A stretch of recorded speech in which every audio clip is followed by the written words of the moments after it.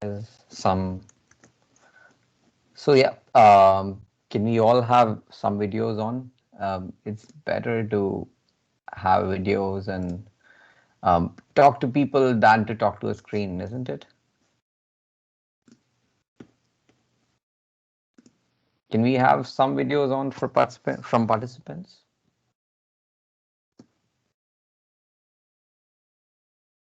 Anybody wants to join in?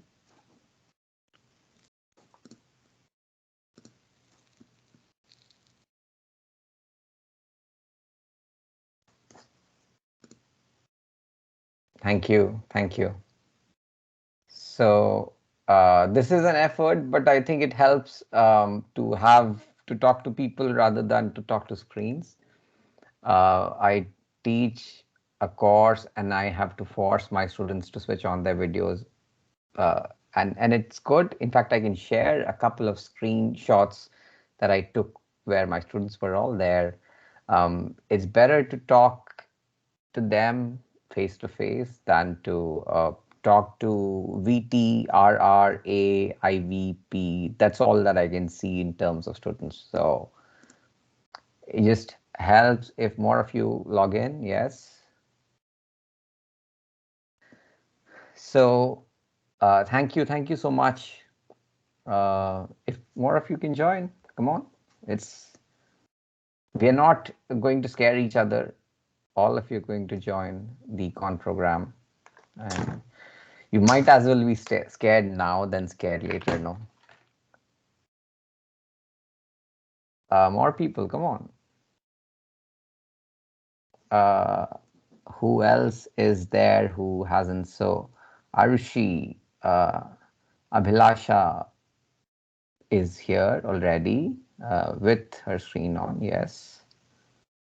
Uh, Ananta outside. Okay, so Arnav. Okay, so that's good. It's good that we have some students there. The others, please join in. And if you have any questions while I am speaking about the topic that I am speaking on, just feel free to stop and talk to me about it. If you have any clarifications, obviously you unmute yourself, say, hey, I want to ask this question. There's no silly question.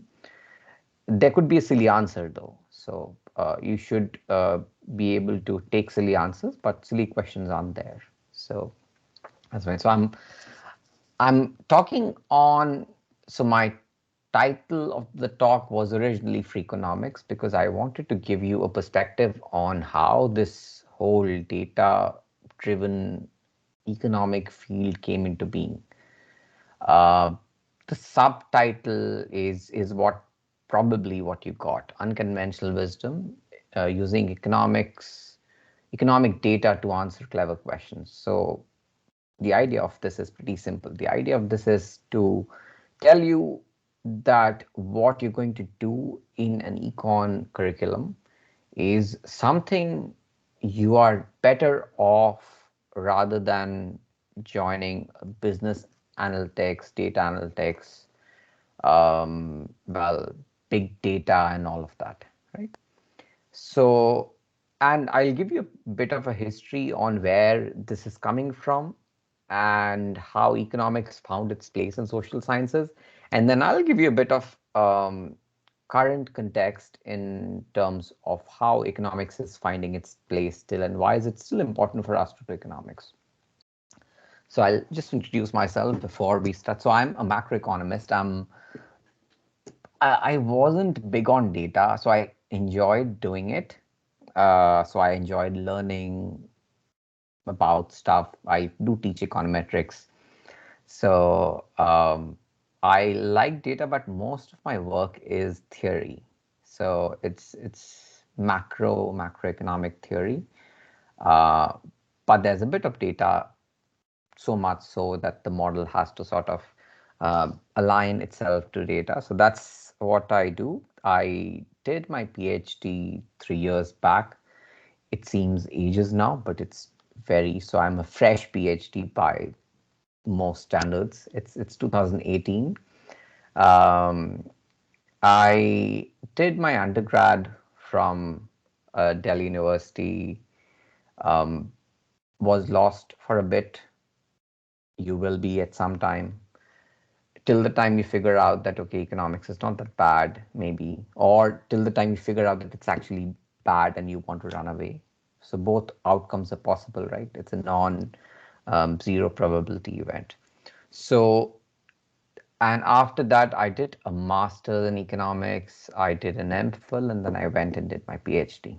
But the funny thing was, so I worked with empirical methods in economics in my master's and MPhil, and then I migrated to a theory-based PhD.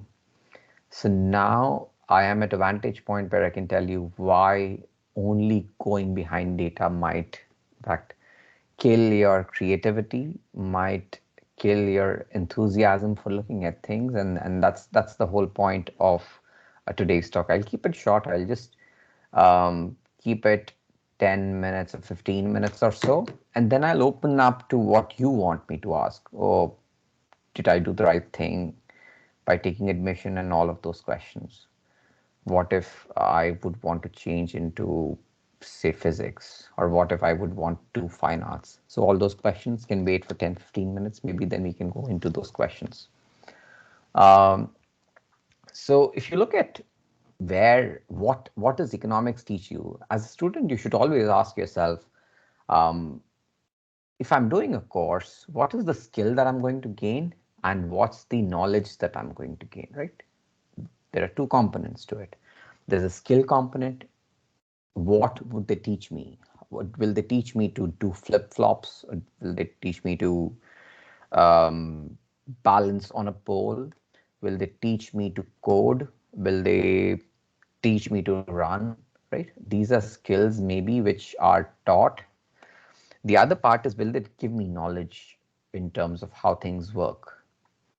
My own opinion is that in terms of information, there's no dearth of it. So any course or courses which are geared towards giving you information are relatively less important, whereas those courses which are relatively geared towards skill, giving you skill, enabling you to do some things, are more important. And economics honors is one of those courses.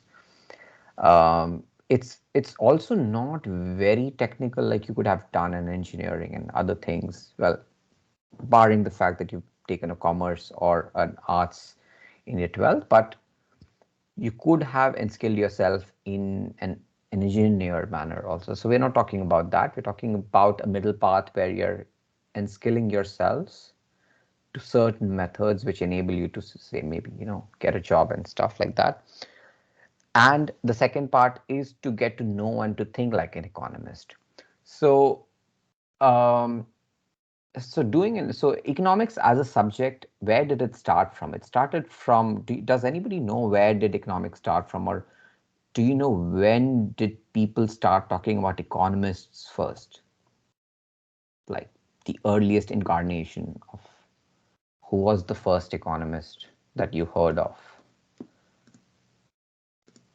Adam Smith. Adam Smith was what year? I think 1700s. I'm not sure, sir. 1700s, yes. I think Adam Smith wrote his book in 1785. I'm not really sure of the time. I don't memorize this, but just that the time has come. So I think, yeah, 1700s. What did he do in that book? What was he? Was Adam Smith an economist?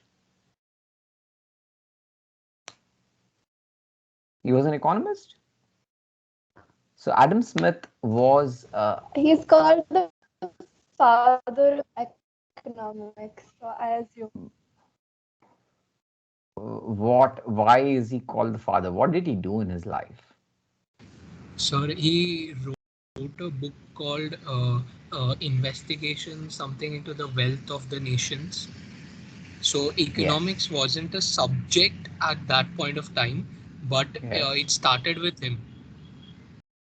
It started with him. How did he create a new subject? It's very interesting. This guy writing in 1700s, there's no subject before him, and he has created an altogether subject. How do you create subjects? If you were to create a subject, which subject would you create now? Like how does he create a subject?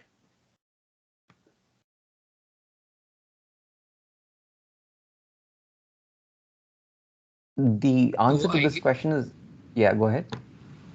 so I think it that's how he did not create a subject. It just existed, but he gave a formal recognition or addressed it with his book.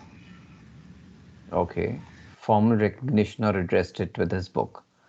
But at some juncture, the you you were have a lot of people were saying, hey, I want to study this subject economics, and by that time people were saying there's a clear identified path of studying economics. You do these things, you study this, and then you become an economist.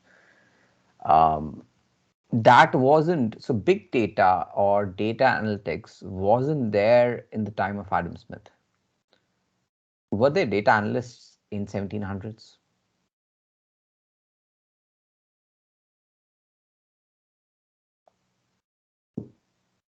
No. So the funny thing is, if you read economics written by people in 1700s, they were all at some stage, well, majors in philosophy and all of the whatever. They might not have done a PhD also. So they were just people who were interested in working. Excuse me. and and they were observing the world, and they were not just observing the world, so not they're not giving you information, they are analyzing the information, processing that information, and probably making or playing with it, as you say. So Adam Smith in his book, I think, wrote 50 odd pages about a pin factory. So that's, if you think about it like that, that's ridiculous. How can a person write 50 pages about a pin factory, and why pin factory? Like, think of the context. Like, why did he write? So there's an important observation there. So he's not experienced. He hasn't done a BA honors economics or anything. He is just looking at the information there, which he can observe in front of him, and he is writing about it, and not just saying this is what happens in the factory. He's saying that if this happens in the factory, this is what it ought to lead to. So he's creating a thought, and he's saying maybe if this factory continues to do what it does, this is how the county will progress. This is how the economy will progress. So he has linked. So it's like saying something very easy. The fact that you're listening to my talk and you then get enrolled into BA honors economics at Jindal, and then you go on to pursue your master's and PhD at, say, Harvard, Oxford, and so on, and you get the Nobel Prize, right? So he's bridging that link. So and he's making you think through ahead using logical steps, and that's what he did. So economics as a discipline was observational at that point of time. 1700, you write what you see, you build theoretical links around that time what you see. It wasn't data counter to what it is now. Why is that so? It wasn't so much of a data discipline.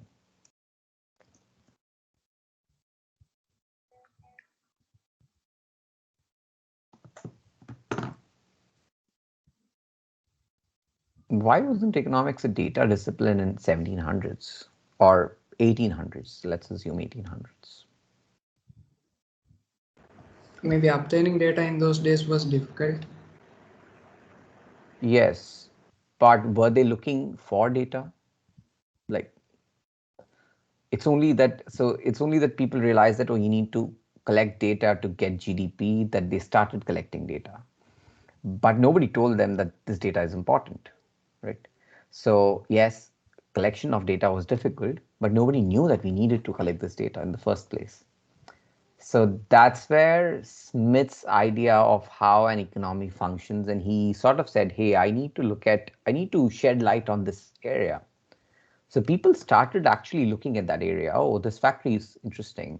I need to gather data of what this factory does, how it say employs 10 people and produces so many pins and so on and so forth. So that's where economics as so that's probably one important contribution for Adams. But in fact, if you look at Wealth of Nations, there are these tables of data, and the data are essentially telling you a metric. They're putting a metric on the narrative. So he's saying this is what I observed. If this happens at this rate, backed by the data that he's citing in the book, this is what probably will happen in the county that the pin factory is located in. Uh, that's fine. But economics also did something, and it borrowed something from the other social sciences. So it borrowed this sense of data by way of description, but it also borrowed something interesting from other social sciences. What is the other thing which you think was borrowed in economics around 1800s, and what now comes to be known as economics? So we know that it was, one was data. There was an observational account based on data. There's another aspect of economics which is important for economic theory. So maybe behavior of the people. Behavior in some sense, yes, but you are going a bit ahead of what I was thinking about. The fact that you're putting people and people's decision in the forefront is something which economics borrowed from other observational aspects. So back in 1800s, you had this factory which was functioning. Um, the factory had an order of things. There was data behind the factory. The second piece of information which Adam Smith brought to forefront was this idea that I am working in this factory because I want to earn money. So there were individual motivations. So the individual or or a person was put at the center and the forefront of analysis. So there was this individual working in this factory doing this together, and there were many of such individuals bringing up together, creating and operating this factory, creating this machine. So those are the two things which sort of started a cursory discipline. Now you go from 1800 to say about well, late 1700s to 1800s and 1850s. What was happening in the world at that point of time? How did the world look like?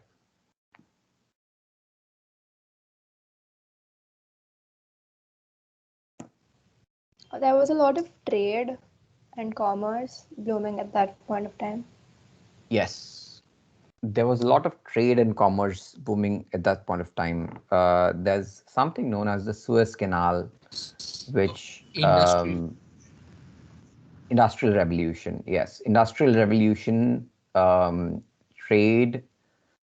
Do you know when Suez Canal opened up?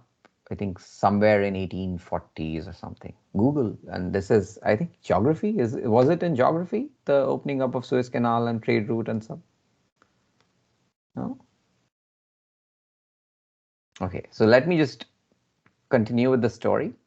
So around 1800s, world was changing. And so think of Adam Smith's economics. It was just in his town. He was observing his factory. Now people started thinking about trade and um data, or the kind of data which they could look at started expanding. At around that, a similar time, sociology and other forms of social sciences in general started developing. Why?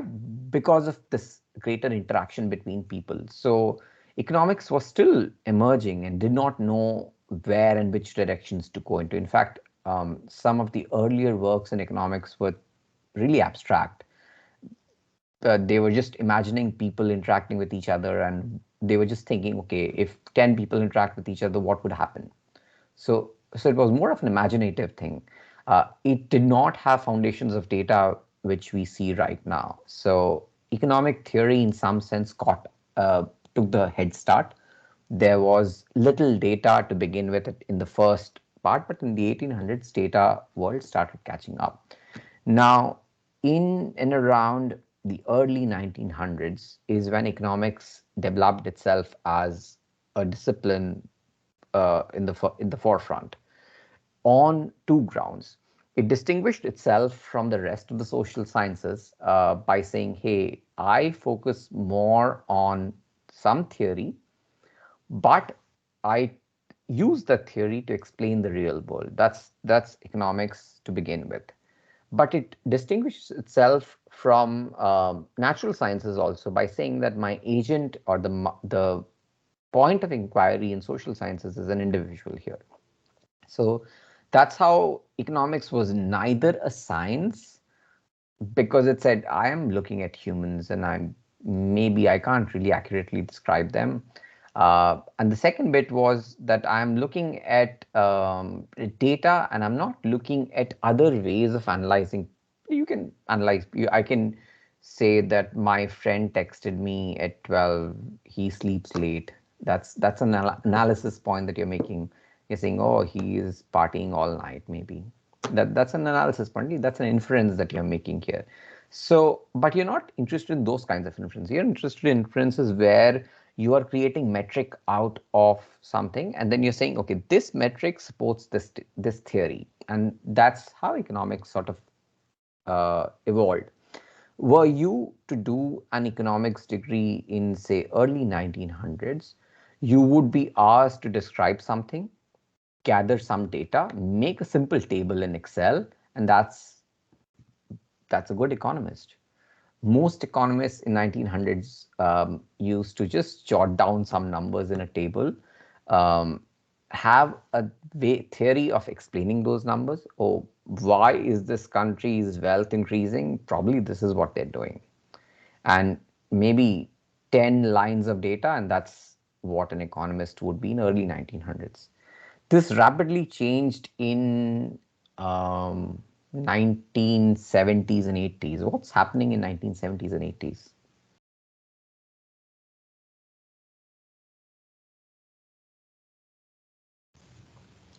So stagflation. There was an economic crisis, if I'm not wrong. No, that's there in economics, but something else happened in 1970s and 80s which changed the discipline per se, which changed your lives. You are hooked to them now. The internet and Well, computers. internet, well, yes, computers, computing power, super chips, the fact that now we could have the ability to process data. So by about early 1900s, we knew that, okay, data is important, but the rate at which we collect data, and if you still ask an academic who is very senior now, their PhD used to go into a library, pick up statistics manuals, and add them up in a calculator and do their PhDs. That's how they did their PhDs. Around about 1970s and 80s, that changed. You could now plot a table in computer. And if you look at PhDs which were in around 1980s in economics, 70s, let's not, 70s in economics, their PhD thesis or people who were called economists now had fancy graphs in their economic thesis. There was no big data still. Data or analysis and examination was the forte of statisticians, and who were then, partly dilly-dallying to economics, to sociology. So statistics started entrenching itself to other disciplines, partly because of computing power, partly because economists started developing data. So statisticians could use that data to talk about something. But the thing is, statisticians knew how to use data, but economists knew what to collect data on in the first place. Like, you need to collect data on the production of or the rate at which production occurs in an economy. That's GDP. So you need to collect data for economists to know that this is what we are tracking here, right? So around 1980s and 90s, that happened. But suddenly now all of a sudden your interest, so that's the first era of economics. Economics as a discipline where I think of evolution of the discourse of economics, the discipline per se, is when you uh, do your basic human interaction, observe, put it into a bit of theory, economic theory, in which the agent, the modeling agent is an individual like you and me. Why am I eating one more slice of pizza? Why am I not eating another sweet? So that kind of analysis backed with data. So you're theorizing your actions, you're supporting them with data. That's what happened. But and this is the first evolution of economics. But later on, something else happened. You now have advent of data analytics, data management, business analytics, machine learning, all of this. How did these guys come suddenly? Like, why am I hearing more of these courses nowadays? And what's happening here? Do you guys know what's happening here? And why would you do an economics degree and not say a bachelor's in business analytics?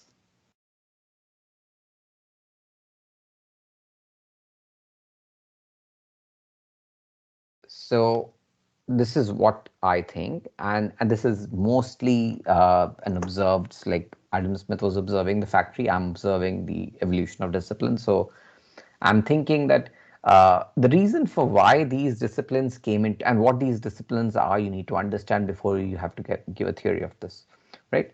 So remember that I told you that economics was borrowing stuff from natural sciences, the theory from natural sciences and the data, and separating itself from social sciences as well as natural sciences. So it's creating a sharp place, in a disciplinary place in and of itself. What happened after, say, 2000s is that people who are from the engineering side and the sciences and the computer sciences started realizing that this is what these guys are doing. These guys are actually using something pretty simple, and they are doing some analysis with economic data and coming into it. So more people from the engineering field started coming back into economic field. So they were, now if you look at data analyst jobs, you would have qualifications of software engineers, IT consultants, who might even be mechanical engineers, have had some coding experience and all that. Those guys are now coming into such fields, so you'll be competing with them. Economics still stands its ground, and there are reasons for that. But there are these other guys also, sociologists also, who have started coming into economics, but with their own methodology. Now, why do you still do an economics degree and not do a Bachelor of Business Analytics, Bachelor of Data Science, or whatever that they call it nowadays? Is because of this tool that economics gives you. Economics tells you which variables you have to look at and why do you have to look at them. So you have to know the theory of looking at variables before you need to lend an explanation to those variables. If you were to do a BBA, you would just be learning the technical aspects of data management. It's what I think of it as plumbing. You would know how to fix a pipe, but you would know what the pipe is. You won't know what the pipe is used for. That's how I think about it. So that's a data analyst. That's a data management. You would know how to store a data, but you would not know what data to store, what data to search, and what happens as a consequence. So new adaptations of economics are these ongoing fields of data analytics coming into economics and using economic knowledge to sort of regularize the kind of analysis that we do on a day-to-day basis. But the advantage of doing an economics honors to begin with in the first place is that it tells you this is why I'm looking at this data. This is why I'm looking at organizing my thought in this manner. I'm looking at people. So everybody from marketing to, say, finance looks at certain variables, right? Their discipline teaches them why I'm looking at certain variables and why not other variables. Once you know which variables you're looking at, you're just doing the regular computer stuff in economics. Now, the title of the talk is basically Freakonomics. So I would want to sort of end with that to just give you a bit more of an idea on that. Uh, so this is why you should do economics honors. Now, what economics does particularly, which is not taught in other disciplines, is even more minute interaction. Have you guys seen the Sherlock series, which was on HBO or something?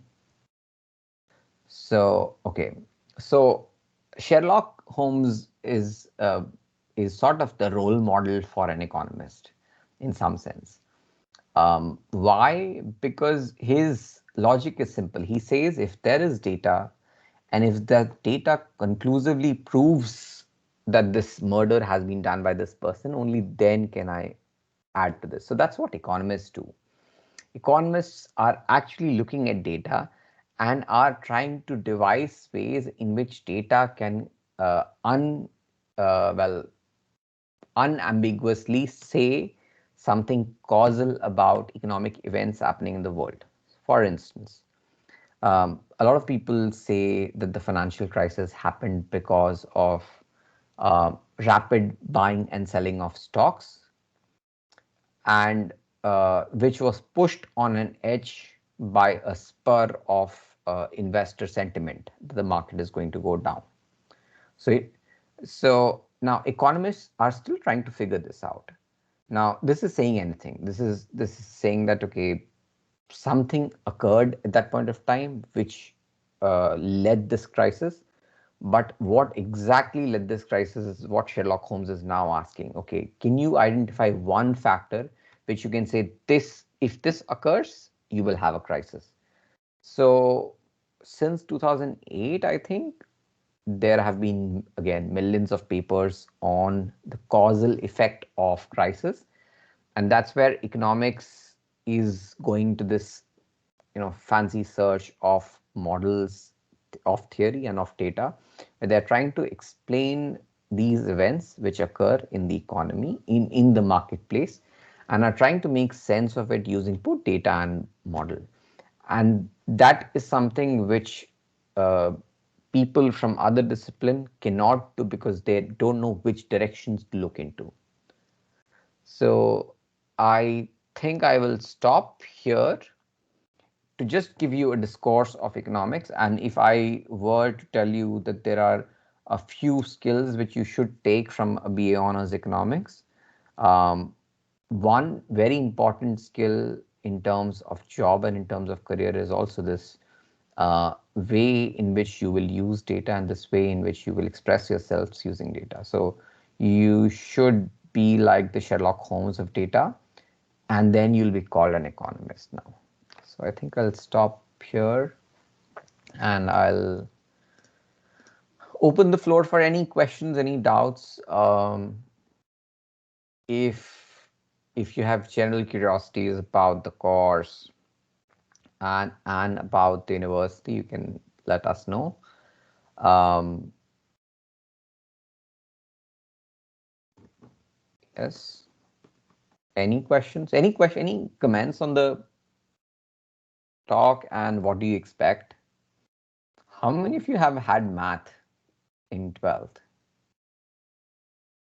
Can you raise I had hands like the literal raise hands? Yes. Okay. Everyone. Almost everyone, is it? Okay. Almost, except for one. Well, except for one. Tanika, except for Tanika, I think everybody has had. Okay. Great. So why do you think math is so important for economics? Where does that feature? Like we've only been talking about data. How is the math thing coming into this? Math is like the language of economics, like how we Well, interpret the economic data. um, uh, no, but can you give me an example, maybe?